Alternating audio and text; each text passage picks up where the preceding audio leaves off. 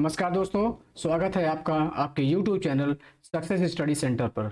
दोस्तों, आज हम बीए थर्ड सेमेस्टर के एंशिएंट हिस्ट्री प्राचीन इतिहास का सिलेबस देखेंगे, जो नई शिक्षा नीति के ऊपर आधारित है, जो डीडीयू यूनिवर्सिटी व अन्य सभी विश्वविद्यालयों के लिए है।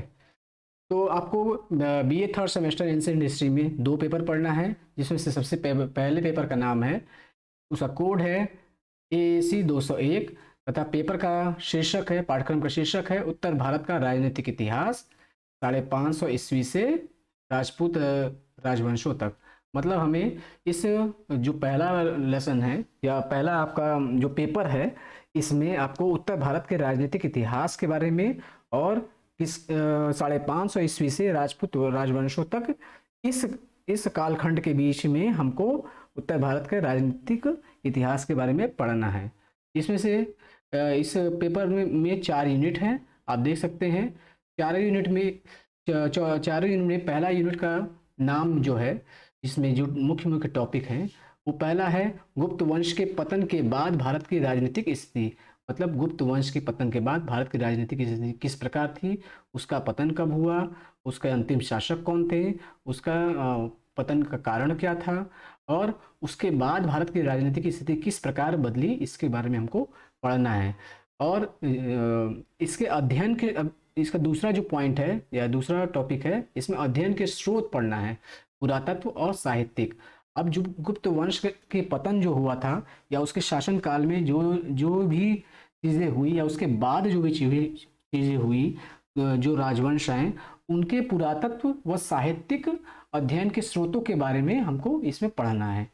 जबकि दूसरा यूनिट जो है आपका गुप्त वंशों के पतन के बाद भारत की राजनीतिक स्थिति कैसी थी, उसके बारे में, तथा मुख्यतः मौखिर वंश, गुप्त राजवंश के बाद में कन्नौज का यशोवर्मन, इनके बारे में हमको पढ़ना है। कौन कौन से? मौखरी वंश के बारे में, गुप्त राजवंशों के बाद क्या रहा स्थिति, उत्तर भारत की राजनीतिक स्थिति में क्या स्थिति रहा, तथा कन्नौज के यशोवर्मन के बारे में हमको पढ़ना है दूसरे यूनिट में। जबकि तीसरा यूनिट जो है वर्धन वंश के बारे में पढ़ना है। वर्धन वंश के बारे में क्या पढ़ना है कि वर्धन वंश की स्थापना कब हुई, उसके प्रथम शासक कौन थे, अंतिम शासक कौन थे, उसका कौन कौन से शासकों ने इस राजवंश पे इस वंश के राजवंश कौन कौन से शासक हुए, इनके राजनीतिक, सामाजिक व आर्थिक क्या क्या योगदान रहे हैं भारत में या समाज में, तो उसके बारे में हमको पढ़ना है। विशेष अब वर्धन वंश में विशेष संदर्भ में किसके बारे में पढ़ना है हमको?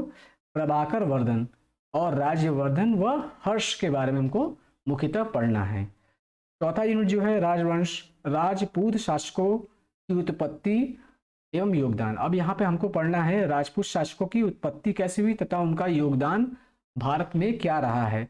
अब उनमें कौन कौन से राजपूत शासकों की उत्पत्ति के बारे में पढ़ना है हमको? गुर्जर प्रतिहार राजवंश, इसमें मिहिर भोज और महेंद्र पाल के बारे में पढ़ना है। जबकि परमार वंश में वाकपति, मुजराज और भोज परमार के बारे में पढ़ना है। चौहान वंश के बारे में पढ़ना है, जिसमें विग्रहराज चतुर्थ व पृथ्वीराज तृतीय के बारे में पढ़ना है। और अंतिम जो पॉइंट है इसमें चौथे यूनिट में गुजरात का चालुक्य राजवंश के बारे में पढ़ना है। हमें इन सभी राजवंशों में उनकी स्थापना कब हुई, किस राजवंश के बाद स्थापना हुई, उसके प्रथम संस्थापक कौन थे, कब इसकी स्थापना हुई, और कौन कौन से राजा, और मुख्यतः ये जो राजा अलग अलग राजवंशों के दिए हुए हैं, इनके बारे में पढ़ना है कि इनका विशेष योगदान क्या रहा है, इनका शासनकाल कब तक रहा है, इन्होंने साहित्य के क्षेत्र में, राजनीति के क्षेत्र में या सामाजिक क्षेत्र में और आर्थिक क्षेत्र में क्या क्या योगदान भारत में दिया या भारतीय समाज में दिया, इसके बारे में हमको पढ़ना है। तो इस प्रकार ये हमारा जो एंशिएंट हिस्ट्री के तृतीय सेमेस्टर के पहले पेपर का ये चारों यूनिट के बारे में हमने देखा। अब दूसरा जो पेपर है आपका AAC 202, इसके पाठ्यक्रम का शीर्षक जो है उत्तर भारत का राजनीतिक इतिहास पाल वंश। अब यहाँ पे पाल वंश से 1200 ईस्वी तक, इसके बारे में उत्तर भारत में जो राजनीतिक इतिहास रहा है किसके बाद कब से कब तक, पाल राजवंश की स्थापना से 1200 ईस्वी तक के मध्य का हमको इसमें इस पेपर में पढ़ना है।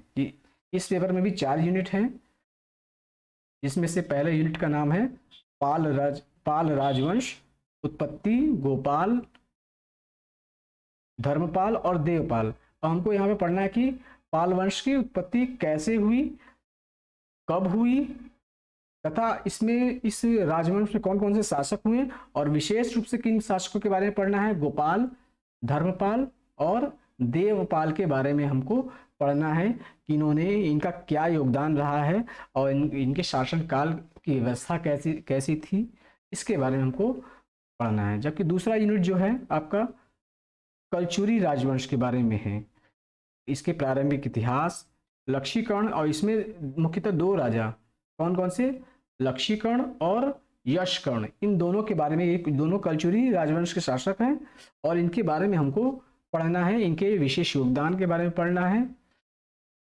ये दूसरा जो यूनिट में वंश है, जो राजवंश है चंदेल राजवंश, इसके बारे में पढ़ना है। इनका भी वही जो ऊपर है, इनकी स्थापना कब हुई इस राजवंश की और इनका पतन कब हुआ, इनके शासनकाल की अवधि क्या थी, इनके कौन कौन से प्रमुख राजा हुए, प्रथम शासक कौन थे, अंतिम शासक कौन थे, इस तरीके की तमाम चीज़ें, इनकी राजनीतिक स्थिति कैसी थी, सामाजिक स्थिति कैसी थी इनके शासनकाल के दौरान, और इन्होंने कौन कौन से राजनीतिक, सामाजिक और अन्य परिवर्तन किए, कौन कौन से ऐसे विशेष योगदान रहे इन राजवंशों के, इसके बारे में पढ़ना है। जबकि चंदेल वंश के 2 शासक यशोवर्मा और धंगा चंदेल, इनके बारे में विशेष रूप से हमें पढ़ना है।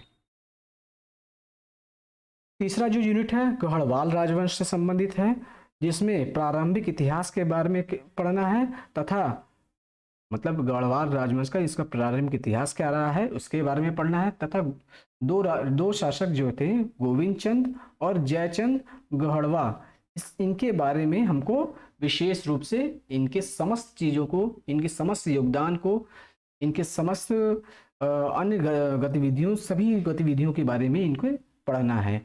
जबकि चौथा इकाई या यूनिट जो है वो अरबों तुर्कों के आक्रमण, मतलब अरब और तुर्कों के आक्रमण, प्रथम आक्रमण किसने किए, कब किए, कैसे किए, इन सब चीज़ के बारे में और कहाँ कहाँ किए, इसके बारे में देखना है। और भारत पर उनके प्रभाव के विशेष संदर्भ में, और भारत पर इसका क्या प्रभाव पड़ा इसके बारे में पढ़ना, और विशेष संदर्भ किसके बारे में, महमूद गजनवी और मोहम्मद गौरी के बारे में हमें पढ़ना है। तो इस प्रकार हमने BA 3rd semester ancient history या प्राचीन इतिहास का सिलेबस देखा। एक बार फिर से बता देते हैं आपको कि BA 3rd semester ancient history में आपको 2 विषय का पेपर देना है, जिसके सिलेबस के बारे में हमने गहन अध्ययन किया। आप सिलेबस को बार बार देखिए, क्योंकि सिलेबस ही एक आउटकम आपको देता है जिस अपनी पढ़ाई को सीमित करने का और सही मार्ग पे चलने का। तो इस प्रकार उम्मीद है कि आपको वीडियो पसंद आया होगा। आप चैनल को लाइक करिए, सब्सक्राइब करिए, और ज़्यादा से ज़्यादा अपने सभी साथ में पढ़ने वाले छात्रों को या जानने वालों को वीडियो शेयर करिए। बहुत बहुत धन्यवाद।